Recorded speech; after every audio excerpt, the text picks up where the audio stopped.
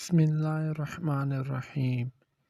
ایرانیوں کی شکست فاش اور مسلمانوں کی عظیم الشان فتح کی خبریں کیسر روم کے دربار میں بڑی حیرت کے ساتھ سنی گئی۔ کیسر کے ایک دور درویش وزیر لوکس اپنی نشست پر کھڑے ہو کر بصد احترام عرض کیا: اے ہرعقل اعظم، مسلمانوں کے یہ پہیم فتوحات عیسائیوں کے لیے نیک شگون نہیں ہے۔ اس سے پہلے کہ یہ خونی سیلاب ہمارے سر سبز و شاداب علاقوں کو بہا کر لے جائے، ہمیں ایک مضبوط حصار بنا لینا چاہیے۔ اس سے پہلے کہ وزیر لوکس اپنی بات مکمل کرتا، بوڑھا پادری شہرام اپنی جگہ سے اٹھا اور انتہائی معتبرانہ لہجے میں ہر عاقل اعظم کیسر روم کو مخاطب کر کے کہنے لگا: شہنشاہ کو معلوم ہونا چاہیے کہ ایرانی آتش پرست تھے، اس لیے آگ کی خوراک بن گئے، مگر ہم اہل صلیب ہیں اور صلیب ہی ہماری نگہبان ہے۔ شہرام کے بعد دوسرے پادریوں نے بھی دربار میں پرجوش تقریریں کی: آسمانی باپ اپنے مقدس بیٹے کے صدقے میں مسیحیوں پر بھی آفات و مصائب نازل نہیں کرے گا۔ کیسر روم مکمل طور پر پادریوں کے زیر اثر تھا، اس لیے اس نے اپنے سیاسی مشیر لوکس کی باتوں پر کوئی دھیان نہیں دیا۔ چند سال پہلے بھی انہی پادریوں نے اس وقت ہنگامہ آرائی کی تھی جب کیسر کو سرکار دو عالم محمد صلی اللہ علیہ وسلم نامہ مقدس موصول ہوا تھا، جس میں پیغمبر اسلام صلی اللہ علیہ وسلم نے اسے دین حق قبول کرنے کی دعوت دی تھی۔ کیسر روم سرور کونین محمد صلی اللہ علیہ وسلم دعوت سے متاثر ہوا چلا تھا، مگر جب اس نے پادریوں کی جماعت کو غضبناک حالت میں دیکھا تو اسلامی وفد کو اپنے دربار سے اٹھا دیا۔ اللہ کے آخری رسول صلی اللہ علیہ وسلم دنیا سے رخصت ہوئے صرف 4 سال کا مختصر ترین عرصہ ہوا تھا۔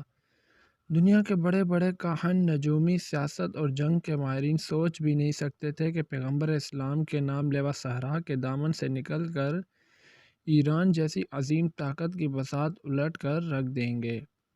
وہ ایرانی جو خود کو دنیا کی سب سے مہذب اور طاقتور قوم سمجھتے تھے، جب پہلی بار مسلمان سفیر حضرت عبداللہ بن حذیفہ حضور اکرم صلی اللہ علیہ وسلم نام مقدس لے کر ایرانی شہنشاہ حسرور پرویز کے دربار میں ایک خاص ادائے بے نیازی اور جلال کے ساتھ داخل ہوئے تھے، تو ایرانی شہنشاہ نے صحابی رسول بڑی نفرت و عقارت کے ساتھ دیکھا تھا۔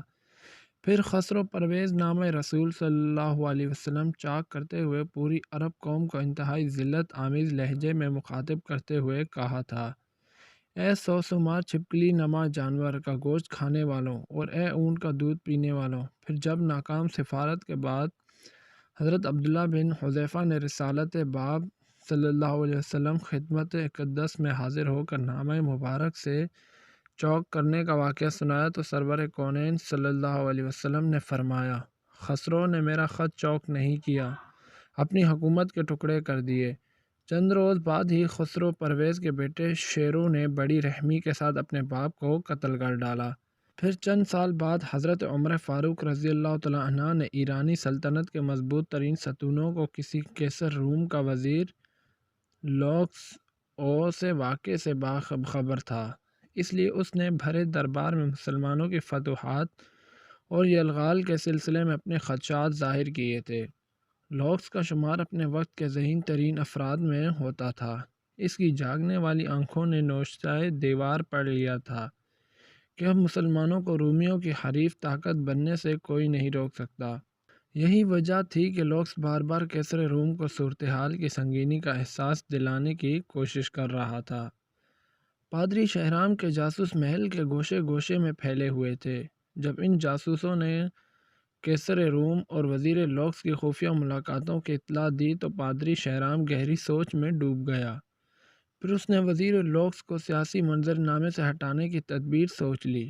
اس وقت روم عیش پرستیوں کا مرکز تھا۔ بادشاہ، وزیر، امیر اور خواص و عوام رقص و سرود اور شراب نوشی کو انسانی زندگی کا ایک لازمی حصہ سمجھتے تھے۔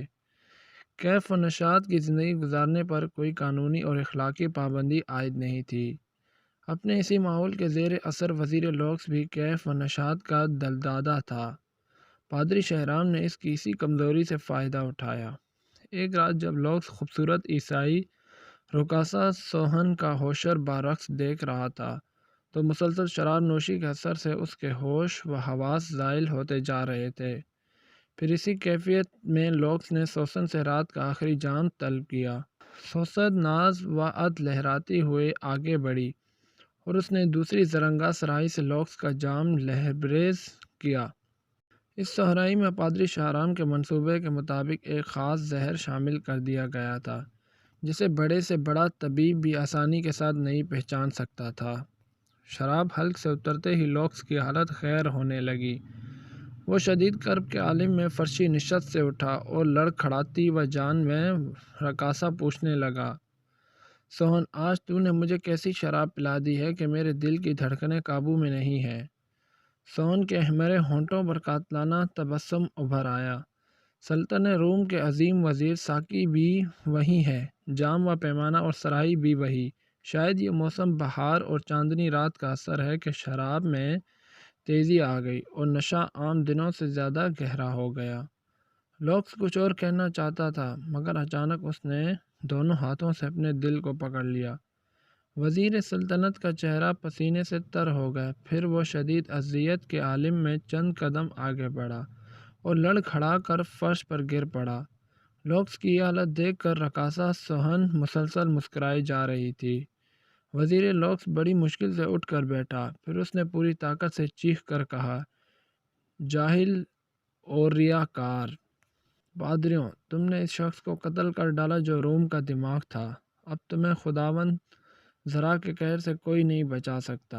یہ کہہ کر لوکس نے ایک بار پھر کھڑے ہونے کی کوشش کی، لیکن وہ اپنے قدموں کا توازن برقرار نہ رکھ سکا اور دوبارہ اندھے منہ قالین پر گر پڑا۔ پھر چند لمحوں بعد اس کی حرکت قلب بند ہو گئی۔ رقاصہ سوہن تیزی سے جھکی۔ اس نے کئی بار لوکس کو آوازیں دیں مگر جب وزیر سلطنت کے جسم کو ہلکی ہی جنحیش بھی نہیں ہوئی تو اس نے کسی طبیب کی طرح لوکس کی کلائی پر اپنا ہاتھ رکھ دیا۔ وزیر سلطنت کی نبض ڈوب چکی تھی۔ لوکس کے عشرت قدے میں رقاصہ سوہن کا تیز قہقہہ گونجا، مگر جب یہ گونج ختم ہوئی تو اس کے کانوں میں پادری شاہرام کے الفاظ کی صدائے بازگشت ابھرنے لگی۔ اگر تو نے عیسائیت کے ایک بڑے دشمن لوکس کو مار ڈالا تو مقدس باپ اور بیٹا تجھ سے راضی ہو جائیں گے، تیرے سارے گناہ دھو دیے جائیں گے اور تو پارسا عورتوں کی طرح جنت میں داخل ہو جائے گی۔ پھر جب رقاصہ سوہن وزیر سلطنت لوکس کے کمرے سے نکل کر محل کی راہداری سے گزر رہی تھی، اس کے دل و دماغ پر سرشاری کی عجیب سی کیفیت طاری تھی۔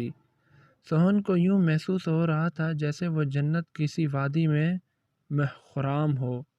دوسرے دن قیصر روم اپنے مشیر خاص کی لاش پر اداس کھڑا تھا۔